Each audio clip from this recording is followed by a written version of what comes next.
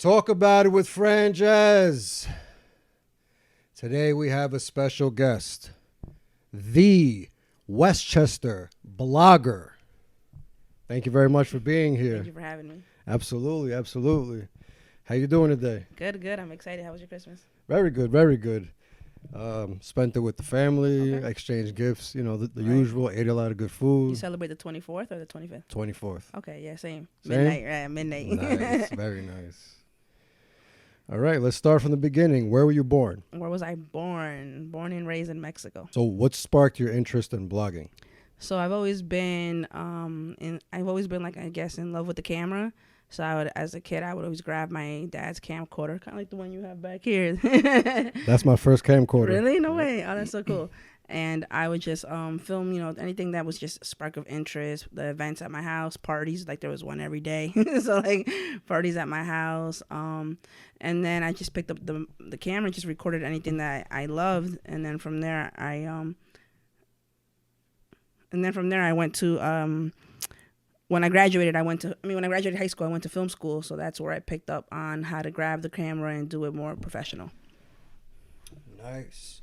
Where did you go to school? New York Film Academy.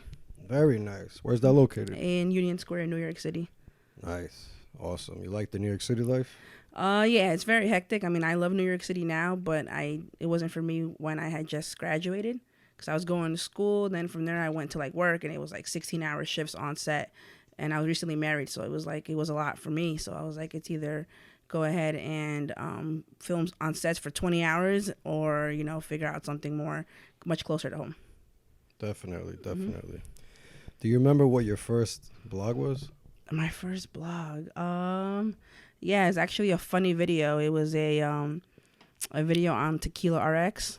So it was kind of like, it was supposed to be a funny YouTube video talking about how tequila like cures you for like a lot of things that you have. So like, say you're getting sick, take a shot of tequila and it cures you, which is true.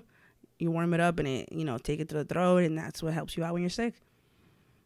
That's an awesome first And that blog. was like back in the day when YouTube had just started. So it was like 2011. Also, it was an actual vlog. It was a video. Yeah, it was a whole video. Oh, Yeah. nice. But then on Instagram, my first video was on a taqueria that was close to Westchester. Nice. Mm-hmm. What's your favorite vlogging moment? My favorite vlogging moment? Wow, there's so many. I love when I go ahead and I showcase either somewhere like a new restaurant or a new business, because it's just, it gives visibility. It basically allows me to use my platform to, gain exposure or visibility for a new restaurant or business. And it's just, to be able to use my network and my platform to kind of plug them in and be able to get what they need in order to get their foot out the door. That's nice. Mm-hmm. So you mainly do it to help the businesses Mm-hmm. out? Yeah. Nice. Very nice. When did you start writing blogs? So I started writing about maybe 2 years ago. And that's where it was mostly like, so when I do Westchester Blogger, it's mostly more like on my videos, so like blogger.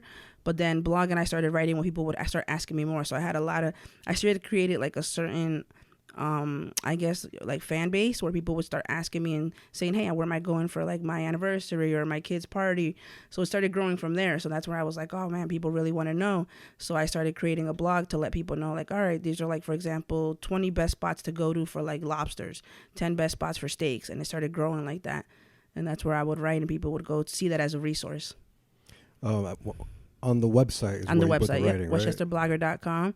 And then Westchester Concierge is where you can, say you just came here, for example, and you're like, hey, I just moved to Westchester. Where can I find the best doctors, the best, auto mechanics? That's all my people that I personally have used. And it's all word of mouth. You can't buy your way in. It's just all like the plugs that I highly recommend. Nice. Mm-hmm. Very nice. And social media management. Mm-hmm. So you actually also help these same businesses if they need the help and manage their social media? Yeah, I manage their social media, or I create content creation for them. Nice. Mm-hmm. And then I shoot everything on all 4K cameras. So like, let's say they need, they're a real estate company and they have like, let's say, for example, a house in the Catskills. I get the drones out and we film whatever they need to be able to produce the content that they can for their social media. Very nice. Mm-hmm. Very nice. So I see you listed New York, Connecticut, New Jersey. Mm-hmm. Are you strictly those states, or do you also venture out? So I started as Westchester, then it grew into Connecticut. So I work with a couple partners on like social media classes and a social media accounts. So we started going to Connecticut. Then New Jersey was starting to hit us up, so we went to New Jersey, and then now it's basically everywhere. So I recently just went to Ohio, and every time I go now somewhere, I'll either DM someone and just let you know, hey, we're coming out. Would you like us to feature something? Because a lot of the people who watch us and follow us go to all these places. So like we were up in Lake George about 2 weeks ago, and it's just like we go everywhere now. So everywhere outside New Jersey, New York, and Connecticut. Nice, very nice. So do you plan your trips for the blogging, or is it you plan your blogging around a trip you're gonna take? Ooh, probably plan them around the blogging. Wow, Yeah. that's dedication. I like that. Very nice. Do you feel like there's something that makes your content different from other people? Yeah, I've been told a lot that they love the way I do my stories. So like if you watch my stories, they're mostly storytelling. So I'll start off with, all right, hey, we're getting in the car. Let's say we're going to like Lake George.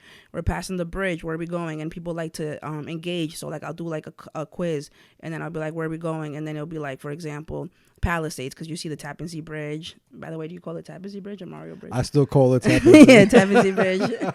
Tapy Bridge. So like I'll start off with like a quiz to get engagement, and also people like to being like, oh, I want to guess it right. So am I going to like the Palisades? Am I going, I don't know, balloon skydiving, for example? And I'll just keep a whole list, and people are like, oh man, I always get it right or wrong. So they engage, and then it's like a storytelling. Then the next clip will be like us getting breakfast, and basically my whole day you're seeing it on my Instagram for like the whole 24 hours that it's up there. So I've been told that they like that type of storytelling, and then also the fact that I don't just stick to like one thing. So let's say like Westchester Blogger, I do food, but I also do lifestyle, health, wellness, a lot of kid activities as well. So that's another thing that I've seen people always recommend, and they like always comment on like, oh, I love the fact that I can go to you, for example, for something for my kids, so bring someone, or if my neighbors are coming in, you always know like where to take them, for example, if like it's like the best steak or food, or just locations for like where to see the lights at. So it's a whole group of everything that I put together on my page. And it's also like if you're a new business and you're like, hey, I'm opening up and I'm having a grand opening, I put a flyer up and let everyone know. So it's a combination of everything. Absolutely. What has been the biggest impact you think you've had on a business, or even a partner, anyone that you've helped? So during COVID, before what anyone knew what COVID was, I remember my sister was telling me, she goes, yeah, go get masks, that they're saying that there's going to be a virus. Nobody knew what was happening. So I was like, you're crazy. I don't believe you. She was like, no, go. If you go to Lowe's, or you're always out, go to Lowe's, go to Home Depot's, go get masks. And I was like, all right. So I started going, and everyone was sold out. I'm like, okay, something really is happening. So like I was even going to like paint supply stores where they had like masks, and everyone was legit sold out. So I went online and I found it on the website where you could buy wholesale. So I went and I bought wholesale, because I was getting a lot of DMs. So I bought wholesale in advance, not thinking anything was going to happen, just to have as a backup. And then 2 weeks later, we all got shut down, and COVID was like a thing. And then I was getting DMs of like nurses, and I was seeing people's stories, how like they were, even people who were pregnant, they were like, I can't go out anywhere. I can't go grocery shopping. What's going on? And then my mask had just came in. So I went and posted online, and I said, free mask, no questions asked, and here's the address. I'm going to leave them outside and pick them up. And I put out, I remember 20, they were gone like in 20 minutes. And I saw like, wow. Yeah, and these were like the N95 masks that people started putting up on eBay for like $50-$60, like, wow, which is crazy. And I was just giving them out to anyone who needed them. But then I started like having to really see who needed them, because people were picking up like 5 or 6 at a time. And I was like, no, like people really need these. Like I was getting DMs from like I said, like people who were pregnant and couldn't go anywhere, or people going to visit their moms and that were sick. So I went ahead and I was like, all right, let's see, like I'll drop it off to you. So I remember I was going around literally dropping off these masks to these people, and it just went from there, where like everyone was like, wow, like thank you for giving us these N95 masks. And I didn't see exactly what I guess Instagram was until then. I was like, all right, we need more. How can I get help? So I was like trying to partner up with people. So I posted up, anyone wants to go ahead and do like kind of like a Kickstarter. Back then it was like a Kickstarter page, but it's like a GoFundMe now. So I did it where people could go and donate. And I remember we got like about $1,000 in donations, and I bought more, and then just started giving them out again. I donated some to the hospitals. And that's where like it really kicked off. Then I was going around showcasing because everyone was at home, everyone was shut down, and I was like, all right, let me see what I can do. Which restaurants were open. I was getting a lot of DMs from restaurants saying, how can you help me? So I would go around and I would showcase who was open, who was closed, what protocols they were taking, who was doing out deliveries, who was going curbside. And then from there my Instagram just went from like 5,000 to like 30,000 just overnight. Wow. Of just like local organic following of everyone, just I guess showcase, because like the fact that I was showcasing it and really going out there and putting in the work, and that's where it blew up. Very nice. Mm-hmm. Very nice. What has been your biggest challenge in blogging? Ooh. My biggest challenge, I guess, is being consistent. Because you get all these ideas and you're like, yeah, I want, especially keeping up with the trends. And it's so hard because Instagram changes every other day of like algorithms and what keywords and SEOs and what's, what to post up. And I guess just being consistent. So it's always like you always got to keep learning. You always got to keep looking at what's, keeping up with the trends and how you can do to basically help anyone else out as well. So like since I teach social media classes, someone's always coming up to me, and not everyone's on the same level. I have people who come in who don't even know what a boomerang is. Yeah. And then I have people who are so experienced and they're like, well, I'm getting like shadow banned. How do I get out of it? So my classes are always formatted. So I sit down one-on-one, I take a look at your Instagram and I help you out, do Instagram audits. So for me, I guess the most challenging is keeping up with the trends and making sure what's working for me works for everyone else. Nice. So how do you do these classes? They're in person? Yeah, so they're in person, or I do private one-on-one, or I teach them in person, where I'll also go ahead and I give back. So we'll pick a venue or we'll pick a restaurant, and we limit it to like 6 people because I want to literally do hands-on. So we'll get a restaurant, and then 6 of us. We don't post the restaurant because we've had people come to the restaurant and just sit in and listen. So now we just put, like, for example, Yonkers. And then once you buy your ticket, it's $75 for 2 hours. And once you buy your ticket, then in the email you'll get the location. And basically for 2 hours we sit there and we do we get basically tailor it to what you need. And yeah, we do one about every other week. And how do you promote and post it? Is it like Eventbrite or something like that? No, I used to do Eventbrite, but now I just promote it on my Instagram, or I have a partner who I work with in Connecticut, and she does it on her Instagram, and it's just word of mouth. Nice, very nice. Who's the first person you think of when you think of success? The first person I think of? Let's see. That's a good question. I mean, my head tells me think high, think like, Elon Musk, right? Think high. But then, success is different to everyone. It really matters how you define success. Because success to you could be like, make sure you meet your quarterly, everyone has plans and goals. And as long as you're reaching those goals, it could be like, as long as I'm reaching them, I'm successful to you. Some people, success means money, a lot of money, and they want to be like rich and everything. And like I said, success is defined for everyone different. For me, I guess just one person I could really say is doing it right. The thing is, so this is a content creator, right? I don't know, you follow him, Casey Neistat? Hell yeah. Okay, so he talks about, and he shows you how to do everything. He doesn't hold any info out, which I like about him. Since like day one, we always, and he's cool too. Like every time you bump into him, he'll say hi. He's not like cocky or anything, which I like. And then it's staying true to who you are, because some people I've seen grow and they've changed like the way they are towards their content. And it's like, that's not, to me, I'm like, to be successful, you still have to keep reminder of, stay humble and remember where you came from. So like Casey Neistat's one person that I always see is like success. Yeah, I agree. He's good. Mm-hmm. He's a real people person. Yeah, absolutely. Yeah. He teaches classes too. Really? Mm-hmm. He teaches he'll do like 2-week courses on how to like make, for example, like a budget film. Because remember, he started from the bottom too with his brother creating those movies on HBO.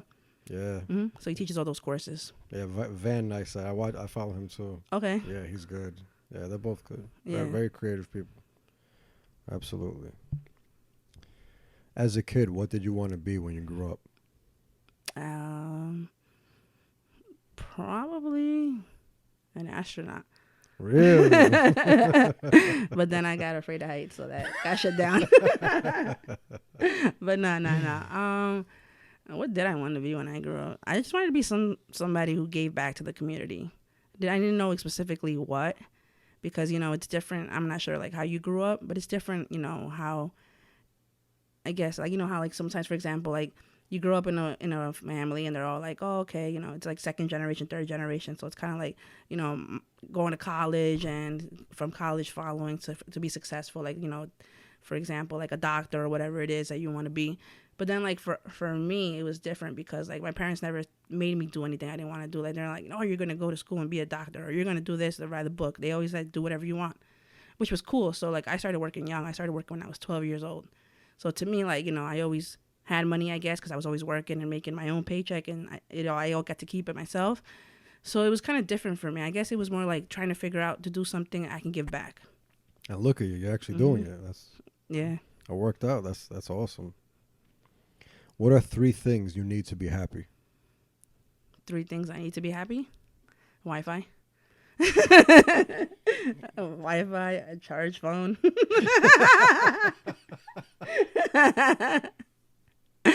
And a story I need to post every day.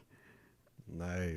Every day. No, but seriously, no, I mean, to keep happy, 3 things that always make me happy is what's different now because I'm a mom now. I just became a mom. Congratulations. Thank you. So my son's 6 months, so like my whole life changed in a different way. So like the things that I used to thought were important, now it's like you see a whole different. Are you a parent? Yeah. Okay. She's 16. Oh, wow. So you're like, yeah, I was there already 16 years ago. No, but it's different now because everything you do for your child now. So it's like, it's not yourself anymore. So it's different. But, yeah, 3 things that make me happy, I guess, is just making sure that, you know, everyone around me is happy. Nice. Mm-hmm. Very nice. As you get older, what has become more important and less important? More important, definitely family. Your mental health and your physical health. What do you do for your mental health? I mainly ask you. Well, I ask all my guests, but how you said you feel like you have to post every day, that kind of you know takes a toll on you. Oh yeah, there was times I was ready to sell my account, and there was times where I had offers for it. But no, I was like, yeah, I want to because it was making me to a point where it was like, say I needed a day off. I felt like I needed to post or I needed to answer my DMs because people depended so much on it. Because I never leave anyone on scene. I always answer everyone back. So imagine sitting there and getting like 100 DMs and sitting there all night. So what was the question?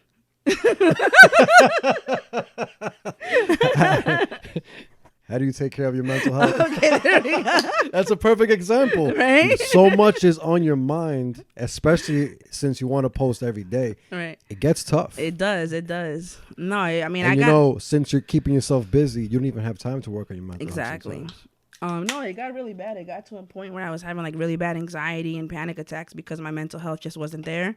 So I started to sit back and analyze what's most important and started to create boundaries. So I started creating boundaries that helped me out a lot. And then also a schedule. So for example, like 1 hour I'll dedicate to only Instagram and one platform. And then another hour, for example, TikTok. And then another hour to my accounts. So I started creating a schedule because before it was just all over the place. It was hectic. So that to me has helped out. And also the gym. Like when I would get really bad, I would just relieve like stress, just go to the gym and work out. And I just, it just gives like something like you create this like you endorphins and energy and your mental health, 100%. I agree 100%. Go for a walk. Yeah. Especially outside. Sunlight, a nice little walk, get your heart pumping, your blood flowing. 100% helps. And you mentioned you care about your physical health. Another question on here because blogging. You're eating the best. Yeah. And the best tasting things are usually not healthy. So how do you balance that out? Well, I used to do 3 shoots a day on like food, and it would be like, and they would bring the best out. Like you're talking about like porterhouse steaks and every side on available. And then there'd be like, oh, what happened? Why you're not eating? You don't like it? And it's like, you're full. Like you just came from another shoot and then you got to go to another one shoot. And I'm just like, I can't do that. So we cut back and started doing like 1 shoot a day. And then just, just cut back. Like just, you don't have to eat it all. Just try it. But you want to, you definitely want to try one of everything. But like working out, being consistent, working out, cutting back. So let's say right now, I'm going to have a burger. I'm not going to get the soda with it. You get water. It's all about balance. So when you're not eating amazing at home, you eat more relaxed at home? That's the key. Nah, we eat good all the time. We eat good all the time. got to that. I love food. live I your best agree. life. I agree. I love food. What would be the best piece of advice you'd give your younger self? Best piece of advice is stay true to yourself, like I was saying. Stay true to yourself. Be humble. Like, always keep learning. Definitely stay consistent. And always trust the process, because if something doesn't work out, I remember there was times where I'd be like, oh, it's not working out. Don't give up. Like, if that's something that you really want, just receive, do more goals that are more attainable. Don't think high don't put it all the way at the top and then be like, oh, I'm not going to achieve it, because you're not going to. Like, even like with working out, there were times where I'm like, all right, I want to lose, for example, 20 pounds, and I didn't see it growing. I'm like, oh, I'm done. Forget this. I'm over it. But no, if you start saying I'm going to lose 3 pounds instead, and you see it, you're doing it, it's going to make you want to do it even more now, because now you're doing goals that are actually achievable, as opposed to like something that you're never going to do. It's the consistency. Mm-hmm. Definitely the consistency. What are your goals with the social media and with helping? You just want to keep doing this, or is there like a bigger picture you have? Well, I definitely want to keep doing what I'm doing, but I want to do it where I can grow more. Like, so for example, right now, so I started off with helping out businesses that were restaurants. Then when COVID happened, everyone started getting a new, skill because everyone was home. So now I started doing pop-ups. You know what a pop-up is? Yep. So I started doing pop-ups. I'll get a venue and I'll host anywhere from like 10 to 50 vendors at a venue where I would go ahead and do all the marketing for.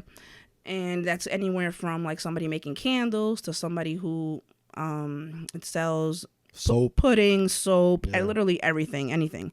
Reefs, whatever you sell. And I always try to do it where it's like 2 vendors at the max of the same item, just to give everyone a chance. And I do those about once every other month. And it's just more like, all right, I started seeing that it went from like restaurants to now small local businesses to like, how can I do something bigger?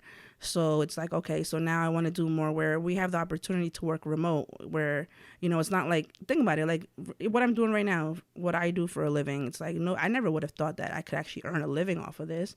It's not like, oh yeah, I'm going to just go record, like, we were just watching who cares what the hell I'm saying, right? But it's like when you're using a platform that people are actually, like, for example, I have the subscribe button, and I never thought anybody would subscribe. And I'm like, all right. So I go and I'm like, please subscribe. And then I started getting subscribers. It's only 99 cents a month. But little by little, I started getting like 12, 20. Now I'm at a strong 74 subscribers. Wow. And I'm like, 74. It's only $74, but $74 is $74. Of course. So I'm like, imagine, for example, I do an ebook. So you do 10% of your following. So I have 48,000 right now. You do 10%, whatever that is. So let's say 4,000 buy it at $30. Now you're making 120,000 on an ebook. And then you could use that to go ahead and reinvest into something else, whether it's like whatever, cryptocurrency or something that you want to invest in another property, or just putting it into your own self and now growing bigger. So what I mean by that is like a lot of people are doing remote work. So like my friend right now, she works in like telemarketing, and she also does finance.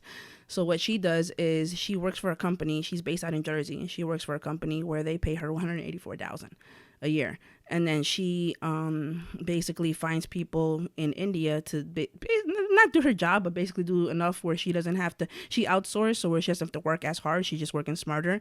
Pays them $50,000, which is a lot in India. And then now she's taking it calmer where she could do 3 or 4 other jobs. So what I mean by that for myself is like I want to grow when I'm working now to help out businesses. And like I said, I like to help out local and give back a lot. But I want to do it bigger where I could help out other places. So for example, let's say, so right now we're Connecticut, New Jersey, and New York. I want to grow something bigger where it's like, all right, California. So a lot of tourists are coming in here. Okay, where can I find the best thing? So we travel all the time. Okay, so right now, like I have, so I'm working on a food truck, and I'm also working on food tours. So let's say you're coming from New York for your first time, and you're like, all right, where can I find the best food? Well, that's what I'm going to be doing. So I'm going to be on these tours to begin. So I'm going to start the first 3 years doing the tours myself. So like, all right, right now the lights, Diker Heights. You want to come to Westchester? We got the Kensico Dam. We got the Westchester Mall. We also got Connecticut. Stanford does all the plazas, the shows. You'll come, you'll see the lights. You want the best hot cocos, I'll take you. You want the best Nutella pizzas, I'll take you, or so and so on. So that's what I'm going to start. But ideally, I want to grow it so big where for the first 3 years, I'm going to work it, but then eventually I'll have a team, and it'll continue growing just to highlight everyone and give everyone an opportunity as well. But then eventually grow like California, other states too, other big states, eventually other countries, and just all over the world. Absolutely. That's great. I like that. When you say food truck, you want your own food truck? Yeah. Nice. What would the food be? Tacos. I assume Mexican. Mexican food goes any time of day. Right. It sells out. I love it. Yeah, I mean, we had two restaurants, one in Harrison and one in Portchester, but with the one closed because of COVID, and then the other one closed because of the hurricane. Hurricane Ida came and just destroyed everything, and we tried to bring it back, but the landlord was letting go of the building, so we just had to let it go. But we're trying to do a food truck. It's just harder in Westchester with the permits. So we're either thinking New York or they're kind of opening a little bit more in Westchester. We're just trying to figure it out and put it all together.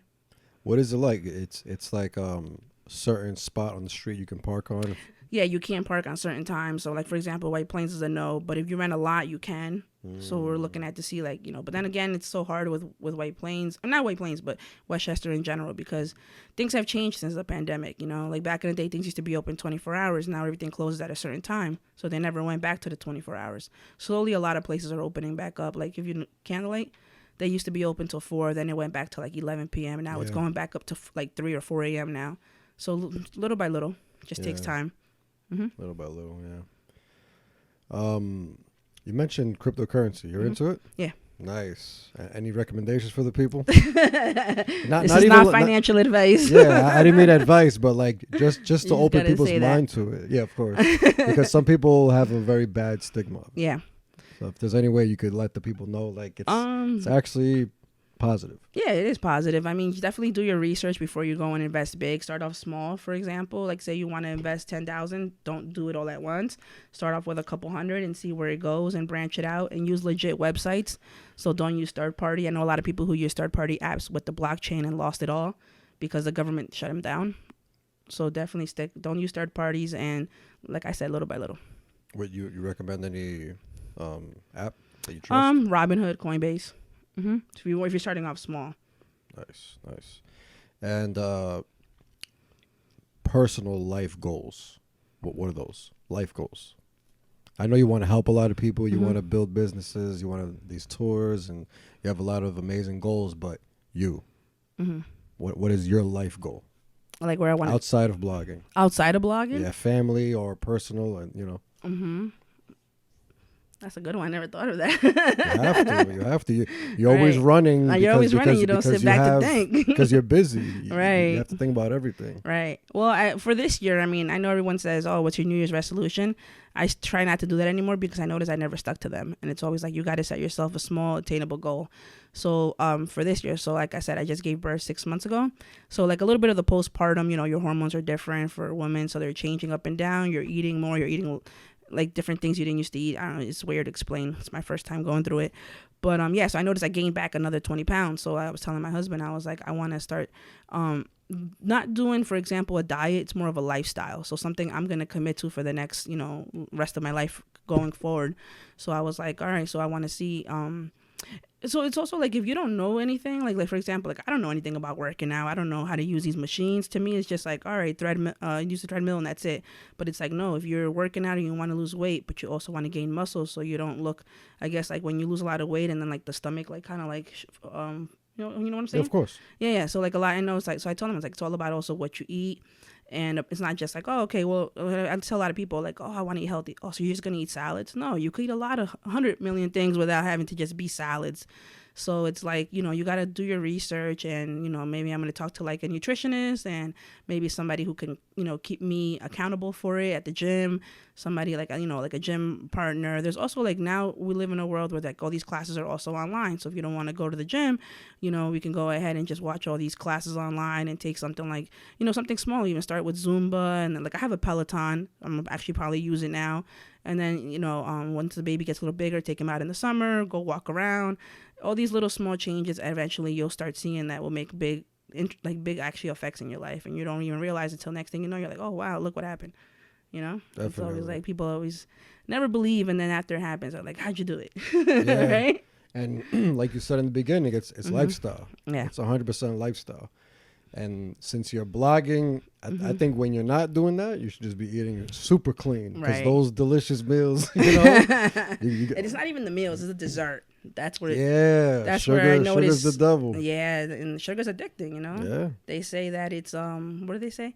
It's kind of like alcohol some people think like, oh, okay, well, sugar's not bad. Yes, it is, because it's addicting, and you don't realize when you stop it, you're like, you actually go through withdrawal. Yep.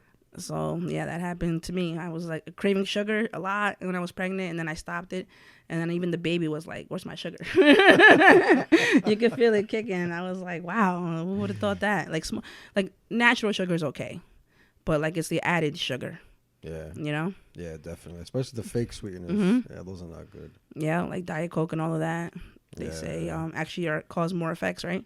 Yeah. Yeah. Yeah, it's known to cause cancer. Yeah. The fake, the diet sugar. Right, and then it's like Dr. Sebi, they were saying when he came out with his whole, he cured what's her name, Lisa Left Eye. Yep. He cured her. He cured a couple other people, and they went to speak about it. All of a sudden, they're all like the conspiracy theories. Of course. Everyone's gone, and it's like why? But yeah, that's a whole different topic. Yeah, it's a whole topic. Scary stuff. All right, we're getting towards the end of the podcast. If you could let everybody know where to find you, what do you have coming up, and if you have any more advice you want to leave the people with. Yeah, sure. So you can find me on westchesterblogger.com, or you can go to my social medias. They're all at Westchester Blogger, Facebook, Instagram, TikTok, and YouTube. And then as far as events coming up, I have a couple things. So we have a couple pop-ups coming up for January, February, and March, which is a sip and shop at Cupid. So that's a Don't Go Key event in White Plains. And we have about 10, 15 vendors there. But it's a great way to network. I always say your network is your net worth. So come out, meet some people, bring your business cards, and just, meet like-minded individuals. You never know where that can go. And then I have a pregnancy expo coming up in March, and then a huge Cinco de Mayo, which is a taco and margarita event that I'll be doing in Austin. It's a first-time one, and then so on. But you can see that all on my social media and the Westchester Concierge page if you want to sign up. There's a link also. All of the links are in my bio. Awesome. Any advice you want to leave the people with? Any advice? Yeah, definitely. Any advice is definitely to stay consistent. Stay consistent and just follow your dreams. Don't let anyone tell you no, and don't be afraid to ask, because the answer is always no until you ask. The answer is always no until you ask. I like that. Thank you very much for being a guest on my show. Thank you, everybody, for watching. Peace and love. Thank you. Peace.